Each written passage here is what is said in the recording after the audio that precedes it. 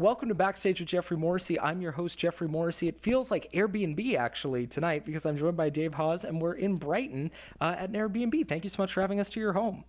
Yeah, it's our temporary little home here for our two-night stand, and it's lovely to have you. Thanks for coming over. Of course. So when I was looking into your background, I realized that you and I are about to be in a similar situation. You moved from Philly a couple years back, and now I will actually be going from the East Coast out to the West Coast, Boston to LA. So I want to start there.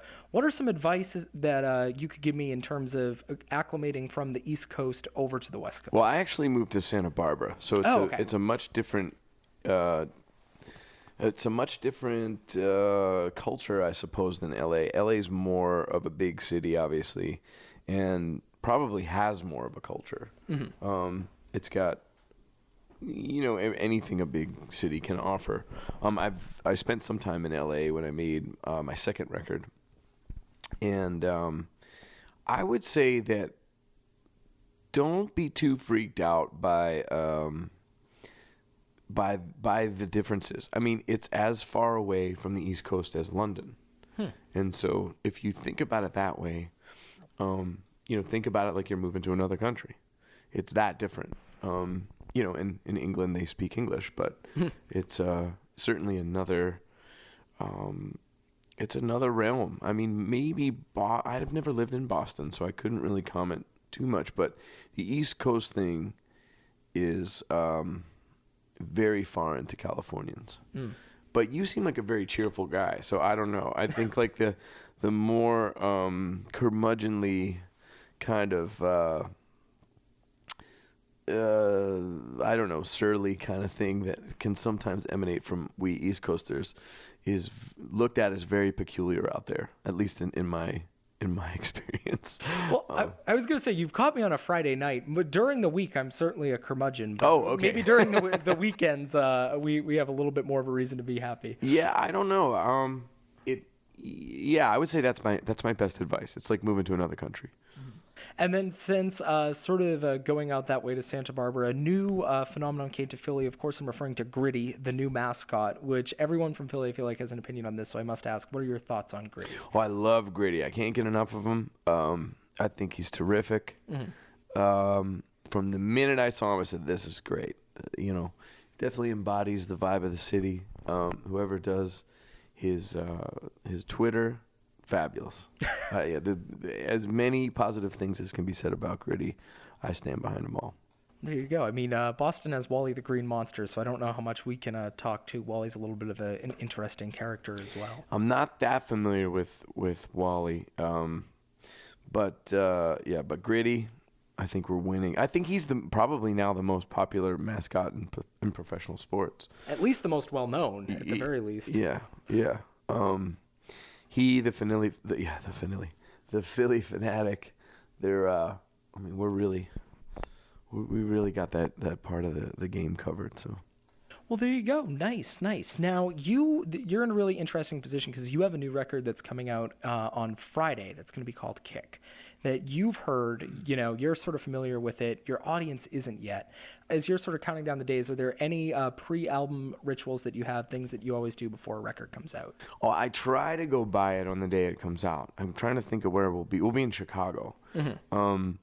But to be perfectly honest with you, it took so much effort, and we were so close to the wire on getting it out that I'll believe it's out when I see it.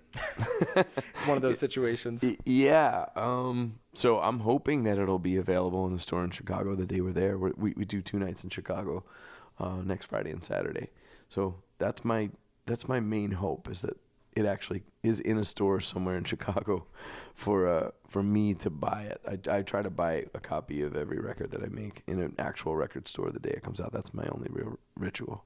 Now, has anyone ever sort of discovered that it's you when you're buying the record, or sort of done like a double take or anything like that? Well, no. There's only one record I've made where my face is on it, and when I bought that, actually 2 of the 3 albums, the clerk put it together, mm-hmm. because either I knew somebody there, or we were in town, or mm-hmm. yeah. So it's happened 2 out of 3 times. Well, there you go. Nice. Well, maybe we'll make it 3 out of 4 in Chicago. Yeah, we'll see. I don't know. Again, if it's in a store, I will probably cry. I'll be so overcome that it actually, made it into the world. And so what was the biggest challenge of bringing it into the world? Because you kind of alluded, it came down to the wire. What was the thing with this record that you'll sort of look back on? Well, I mean, we had the songs written, or most of the songs written, when I found out that my wife was pregnant with twins. And so this expedited the entire process because I wanted to be home for the first 3 or 4 months of their life, which I was able to be. And then so we're just back to work now for the first time. They were born in the beginning of January. So that had a whole lot to do with it, the balancing act of like, well, how do we get this done in time to get it out, in the spring? And then just the process of it, it took just an enormous amount of creative push to get it all done. Artwork and the recording process was difficult. And my friend Andrew Alekel, who ended up mixing the record and mastering it, I'd worked with him before on Devour, and he sort of landed the plane for us in a way that was like really, it was terrific. He was able to finally say, okay, we're getting this where we need it to be.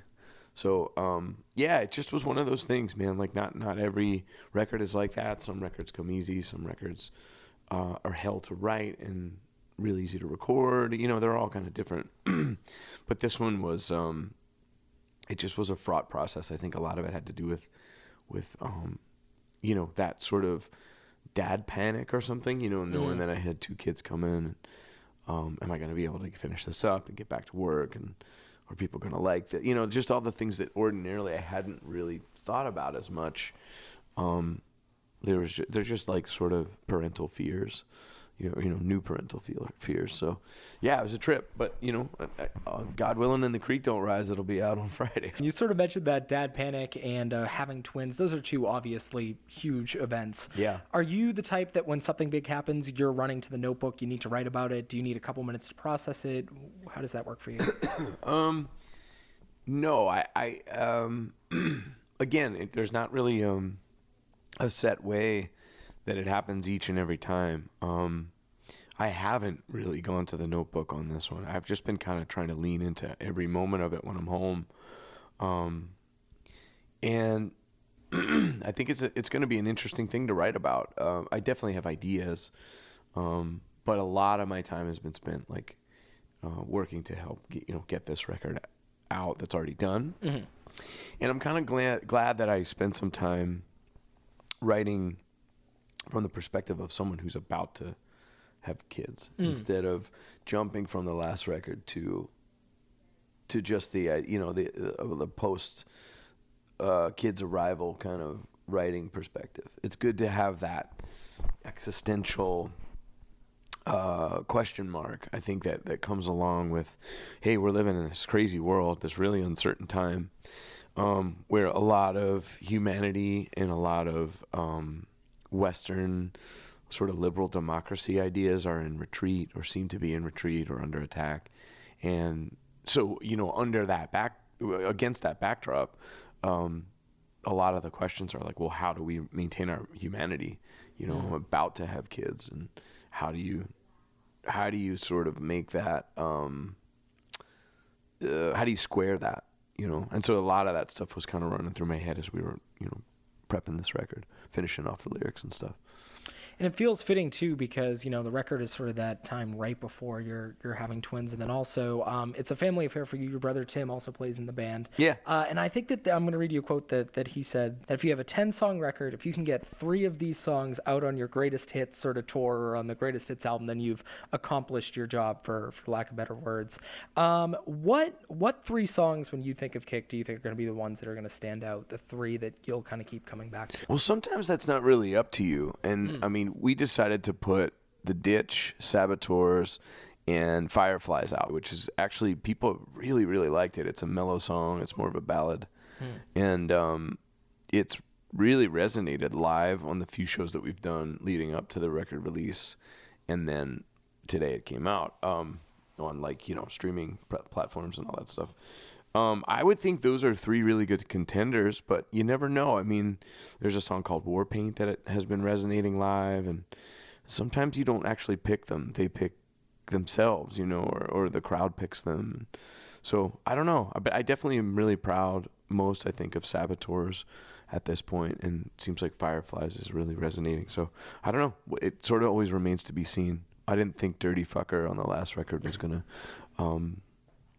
poke its head up so high, and we've been playing that every night still. So it's just sometimes they raise up their hand and people say, yeah, you're the one.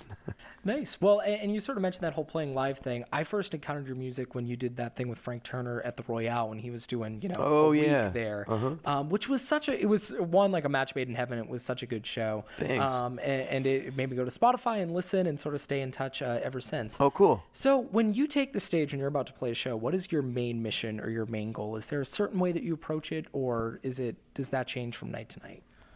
No, I mean the basic principle stays the same. I mean, you want to take whatever embers of the fire that you last made and ignite it.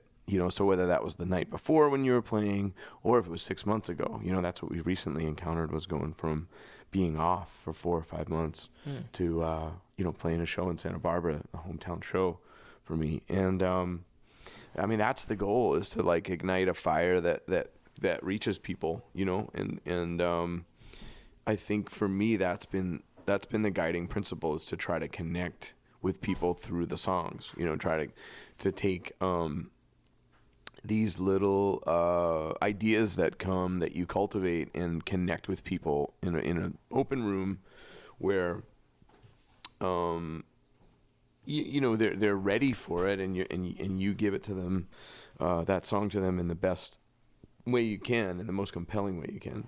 That's the guiding principle for me, and that's what sometimes you have to reset throughout the day, because the day gets long, and there's little frustrations or little whatever, I didn't get my food in time or whatever.